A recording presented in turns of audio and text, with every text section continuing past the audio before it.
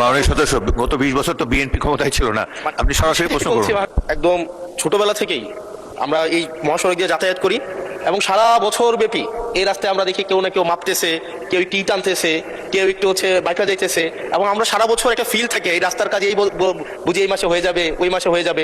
এবং এটা মোটামুটি আজকে আমার জীবদ্দশায় আমি 20 বছর ধরেই দেখে আসতেছি মাননীয় স্পিকার। এবং আজকে আমাদের মাননীয় মন্ত্রী যে উত্তর দিলেন, মাননীয় সদস্য, গত 20 বছর তো বিএনপি ক্ষমতায় ছিল না, আপনি সরাসরি প্রশ্ন করুন। স্পিকার, এখন এমনি কুমিল্লা নিয়ে কিন্তু বিগত সরকারের একটা অ্যালার্জি ছিল, কুমিল্লার শুনলে একটা অ্যালার্জি, এবং এই সংসদেও কুমিল্লাকে কটাক্ষ করা হয়েছে মাল্টিপল টাইমস। এবং কুমিল্লা একটা স্বনির্ভর একটা উপজেলা শুধুমাত্র রেমিটেন্স যোদ্ধাদের কারণে, কারণ আমাদের মাইক্রো ইকোনমিটা ভালো, বিদেশে মানুষ থাকে মধ্যপ্রাচ্যে বিশেষ করে, এবং যেহেতু এখানে লিকুইডিটি ফ্লোটা ভালো, মাইক্রো ইকোনমিটা ভালো। কিন্তু আমরা যদি এই ইনফ্রাস্ট্রাকচারের অবস্থা দেখি, বাংলাদেশের সবচেয়ে বাজে ইনফ্রাস্ট্রাকচার হচ্ছে আমাদের কুমিল্লাতে। আজকে মাননীয় মন্ত্রী যে উত্তর দিলেন, এই উত্তর আমাকে অনেক বেশি আশাহত করেছে। এটা হচ্ছে, হবে, কবে হবে, কোন স্পেসিফিক উত্তর মাননীয় মন্ত্রী মহোদয়ের কাছ থেকে আমি পাই নাই।